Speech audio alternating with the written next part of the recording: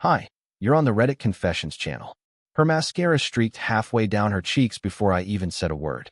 And no, this isn't some poetic exaggeration. This actually happened. A woman who once told me I was too boring to keep up with her lifestyle saw me standing by the hors d'oeuvres table and crumbled like someone had pulled the floor out from under her. It wasn't supposed to be dramatic. I was just there for the shrimp. 3 years. That's how long it had been since I walked away from Elena. Since I left behind our shared mortgage, her yoga-scented betrayal, and the kind of silence only broken by the soft ding of her phone lighting up at 2 a.m. from a number saved as Drew Crescent Moon. I never caused a scene, never yelled. I just vanished. I figured disappearing quietly was more dignified than begging someone who already replaced me emotionally while I was still doing the dishes. And yet, there we were, in the middle of a corporate networking gala where no one really wants to network, and she couldn't breathe. She had a wine glass in one hand, a name badge that now read Senior VP on her blouse, and a wide-eyed intern at her side. And when her eyes locked on mine, she dropped the glass, gasped like she'd seen a ghost, and whispered something to the intern before nearly collapsing into a chair. And here's the kicker. I wasn't even supposed to be on the guest list. I'd only gotten in because my coworker who was invited came down with food poisoning and begged me to take his place. I didn't even want to go. I hate events. I hate fake small talk and pretend laughter. But I went, and she broke down in front of everyone. She tried to hide it, excused herself to the bathroom, but her hands were shaking so badly she left her phone on the table. And what I saw on that screen, it changed everything I thought I knew about why she really cried. I wasn't trying to snoop. I swear. I just walked over to the table to grab my drink when I saw her phone lying there, screen still glowing. She must have gotten a notification right as she bolted for the restroom. But it wasn't the typical social media ping or calendar reminder. It was a message preview from someone saved as Nate Locked. That lock emoji stuck with me. I hesitated, heart pounding, knowing I shouldn't look. But I did. The preview read, "He's not supposed to be there. What now? Don't spiral. Remember the plan." My stomach twisted. I hadn't even opened the message, but it was like a trapdoor in my brain had swung open. Remember the plan? What plan? Why was my random appearance at a work event sending encrypted messages through the people in her life? I stepped back, pretending not to notice anything, but my mind was already racing. When Elena returned from the restroom, her eyes were red, but she wore that fake corporate smile I remembered all too well. The one she used at dinner parties to impress my colleagues while secretly texting Drew Crescent Moon under the table. She spotted her phone, froze for a half second, and looked at me like a deer in headlights. I didn't say a word. I just gave a polite nod and walked away toward the terrace. The night air was cold, sharper than I expected, and I needed it. Needed distance. I kept wondering, why would she panic this much just from seeing me? Guilt, sure. But tears, shaking, secret messages? That's not guilt. That's fear. 10 minutes later, I heard footsteps behind me. I turned, and it wasn't Elena. It was a man in a gray suit I didn't recognize. Clean cut, mid-40s, confident posture. He smiled, too smoothly, and said, "Corwin, right?" I nodded slowly. "She didn't expect to see you tonight. Let's keep things civil, yeah?" I stared at him. "Do I know you?" "No," he said, "but I know enough." And with that, he left. I had no idea who he was, or why he felt the need to say that. But in that moment, one thing became painfully clear. Elena's breakdown wasn't about me. It was about what I had accidentally walked into. And something told me, this wasn't over. I couldn't sleep that night. After leaving the gala early, I paced my apartment like a man waiting for a storm that never came. My brain wouldn't shut up. Who was that guy in the gray suit? Why did he know my name? And why did Elena look like she'd seen a ghost in broad daylight? I kept replaying her face, her trembling hands, that message from Nate Locked. All of it felt staged, like a performance falling apart. At 2:17 a.m., I gave up trying to rest. I sat on the edge of my bed staring at the floor until something pushed me to check my email. Not my main one, but the old one, the address I hadn't touched in years. The one Elena used to email when we were first dating. And there it was. A message marked unread. Dated 7 months ago. Subject line, "If you ever see this." I hesitated. It felt like opening a time capsule you never agreed to bury. But I clicked. Inside was a letter, long, emotional, panicked. She said she didn't expect me to ever read it, but if I somehow did, it meant the past had caught up to her. She didn't apologize. Not really. She talked about being trapped by mistakes, about a contract she was pushed into, about how some people never let go of leverage. She said things spiraled after I left, that she thought she was walking into freedom, but found herself in a cage. "You were the safest place I've ever known," she wrote.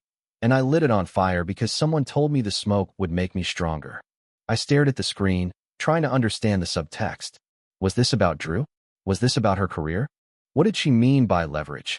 I was still trying to piece it together when another message pinged in, this one from an unknown address. No subject, no body text, just a PDF attachment titled June_19th_surveillance. PDF. I didn't open it. Not right away. My heart felt like it had stopped.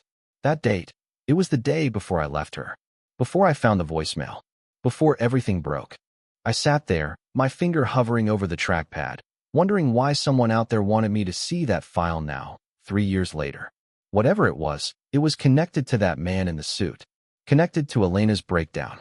And something deep in my gut whispered, the truth I thought I knew was never the truth at all. I opened the file the next morning. I don't know what I expected. Maybe some grainy footage of Elena and Drew in a hotel lobby, something I could angrily delete and pretend I never saw. But it wasn't like that. It was a single camera angle from what looked like a private room, dim lighting, soft jazz in the background, expensive furniture.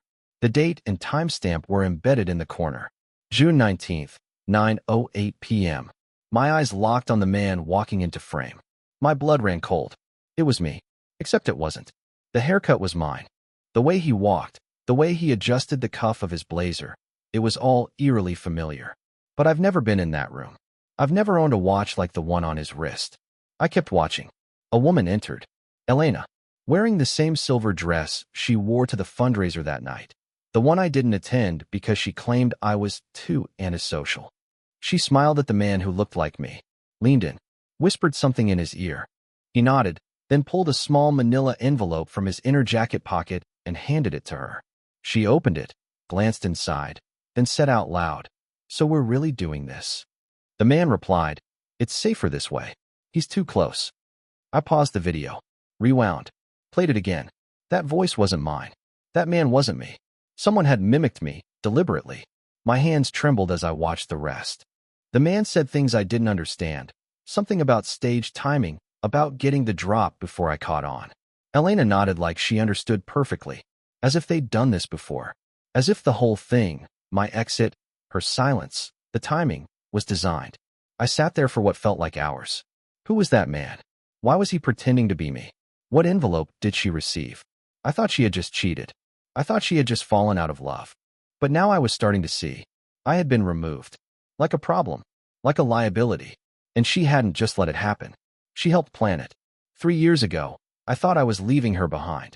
But maybe the truth is, I walked straight into their trap, thinking it was my idea. And now that I've surfaced again, they're scrambling. Because whatever they buried back then is still very much alive. I didn't go to work that day. I couldn't. My head was spinning. My stomach felt like it was folding in on itself. And every time I closed my eyes, I saw that man's face. My face. But wrong. Like someone had studied me frame by frame and built a replica that moved just a little too smoothly. I sat at my kitchen table and started writing down everything I could remember from that month 3 years ago. Names, places, messages, events. Trying to find gaps, inconsistencies, anything that might tell me when the shift had happened. That's when I remembered the storage unit. It was a tiny place I'd rented just before I left Elena, originally to stash my things until I figured out where to live. But after I settled into my new apartment, I never cleared it out. Never even thought about it again. I drove there like a man possessed. The lock was rusted, the door creaked, and the dust punched me in the face the second I stepped inside. Most of it was junk, old books, a box of mismatched cords, my wedding suit still on its hanger. But at the bottom of a cracked plastic tub, beneath a stack of water-damaged notebooks, was a sealed cardboard box with no label. I didn't remember packing it. That was the first red flag. The second? It was taped shut with a type of thick black electrical tape I never used. I pulled it open with a screwdriver, expecting nothing. But what I found made my knees go weak. Inside was a series of photos. Me. In various places I'd never been. Boarding a train I never took. Sitting at a cafe in another state. Talking to people I didn't know. All time-stamped during the exact weeks I thought I was still with Elena. Alongside the photos was a small recorder, and when I pressed play, I heard my own voice saying things I never said. My voice. My cadence. Joking about finally getting him out of the way, talking about financial clearance and media insulation. And then, a female voice responded. Clear as day. Elena. He'll never know. He doesn't look that deep. He's soft. He'll disappear on his own. My throat went dry. They hadn't just betrayed me. They'd orchestrated a vanishing act and handed me the rope to tie my own exit. And I followed it willingly, like an idiot. I was never supposed to come back. But I had. And now I had proof. The only question left was, who else knew? I couldn't stop shaking. I sat in my car with the box on the passenger seat, hands white-knuckled around the steering wheel, trying not to scream. My voice. Her voice. The photos. None of it made sense in a world where people play fair. I'd always believed betrayal came from passion, impulse, emotion. This felt like paperwork. Like policy. Like a cold, methodical deletion of someone's existence. Me. I was that someone. The drive home blurred. I must have stopped at a red light for 4 full cycles before someone honked me back to reality. I couldn't go to the police. What would I even say? Hi. I think my wife and a stranger staged my identity collapse 3 years ago because I found a box in a dusty locker. I couldn't tell friends. I didn't have many left after I disappeared. But there was one person I hadn't spoken to since everything fell apart. Josiah. He was my best friend before Elena. Before all the silences. We lost touch after I left. He thought I ghosted him. Truthfully, I was ashamed. But I still had his number, and I called it. To my surprise, he answered on the second ring. Corwin, he said, guarded but familiar. I almost cried hearing someone say my name like it still belonged to me. I told him I needed to talk. We met at a diner we used to go to after midnight movie premieres. He looked older, tired, skeptical. I laid out everything. The video, the fake version of me, the voice recording, the message from Nate Locked. He didn't interrupt, just nodded slowly. Then he leaned in and said something I'll never forget. Do you remember the time you called me from Idaho? My heart skipped. What are you talking about? I've never even been to Idaho. He nodded like he expected that. It was the week after you left Elena. You called me from a number I didn't recognize, said your name was Cole, and asked me if I could send money discreetly. I thought you were high, man. You kept talking about resetting the grid and someone watching you. Then you hung up. I tried calling back, but the number was dead. I stared at him, mouth dry. Cole. That name was in one of the fake documents I'd seen in the box. Cole Harding. Apparently, I had a passport with that name. A bank statement. Even a utilities bill. All forged. But why? Who was I to these people? And why erase Corwin only to build Cole? Josiah leaned back, his voice lower now. I don't think they just erased you. I think they tried to rewrite you. But something went wrong. And suddenly, I realized, this wasn't just about betrayal. It was about identity. And whoever pulled the strings still thought I was gone. I didn't sleep that night either. Josiah's words echoed in my skull like a broken alarm I couldn't shut off. They didn't just erase you. They tried to rewrite you. I stared at the ceiling, trying to picture the version of me that had lived under the name Cole Harding. I imagined him drinking coffee in some rented apartment, using credit cards with a fake signature, answering to a name I didn't recognize, walking through a life that was never mine. But then maybe it was. Maybe that's what Elena and her fake Corwin double had planned all along. Some kind of identity laundering, a quiet character assassination disguised as my own withdrawal. The next morning, I drove to the only place I hadn't dared revisit in years, our old house. It was still there, but it looked smaller, colder. The lawn was trimmed. New paint. A different car in the driveway. I didn't want to knock, didn't want to be seen. So instead, I found the tree out back, the one we used to carve initials into after wine-soaked evenings on the porch. The new owners had fenced it off, but the spot behind the tool shed was still the same. I buried something there the day I left. A small metal lockbox I'd forgotten existed until now. I dug with my hands like a madman until my fingers scraped rusted edges.